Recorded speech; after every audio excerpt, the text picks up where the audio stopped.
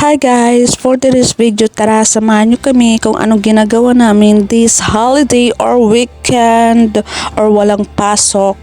Pero bago ang lahat, intro muna tayo kasi meron akong ginawa na charis! Pop up poker face, pop up poker face.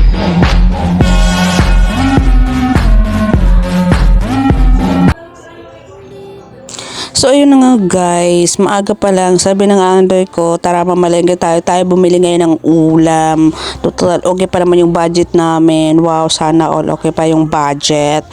Yun, yung pinili namin ng ulam is bangos. Pero bago yan lahat guys, meron akong kikwento. Kasi alam niyo naman hindi ako nagkwento kasi ilan yung vlog lang natin or yung aking ginagawa ngayong video. So ayun yung nga, isa po akong waray noon. Galing po ako sa probinsya na pumunta dito sa Manila, nakipagsalamuha. Pero bago yan lahat, syempre nagtapos muna kami ng pag-aaral dahil sabi ng magulang natin, magtapos tayo muna ng pag-aaral kasi mahalaga ang pag-aaral.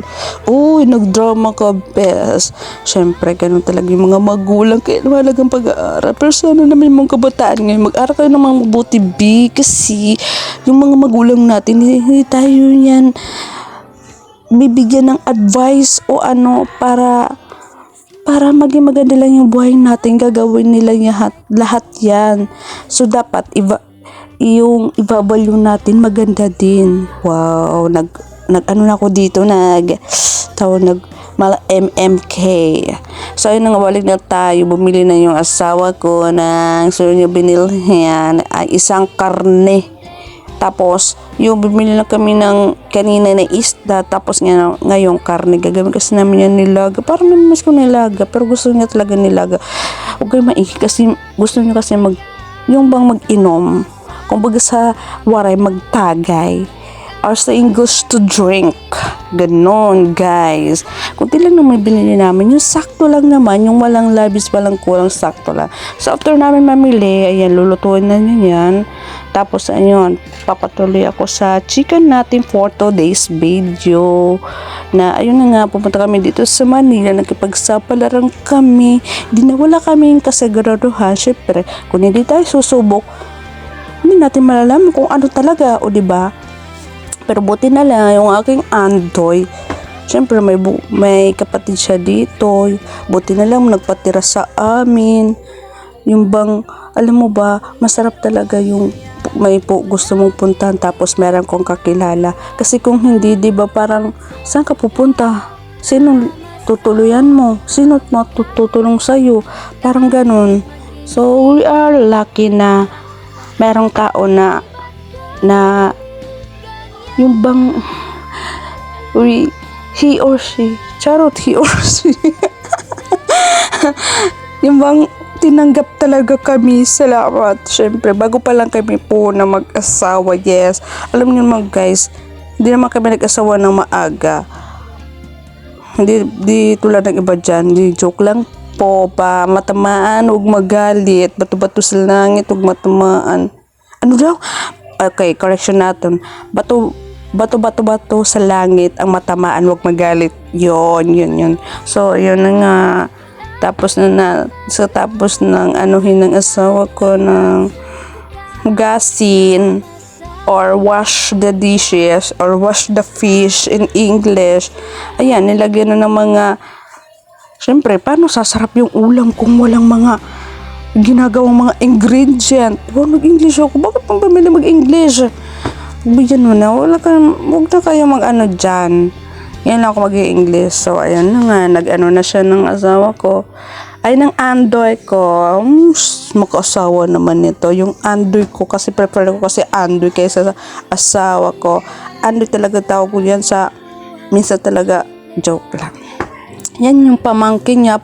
Yung pamangkin niya parang kamukha niya. Yun, chika ko lang. So, ayun na nga, pumunta kami dito sa Manila. Okay naman yung yung mga ilang buwan. Pero yung pumunta pa lang kami dito, unang pupunta pa lang namin dito. Bis, ang hirap pala hindi lang pala sa probinsya.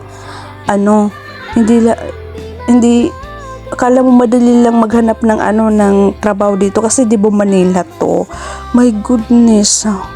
Mga ilang buwan doon kami hindi hindi kami natatanggap sa trabaho kasi kahit pala gaano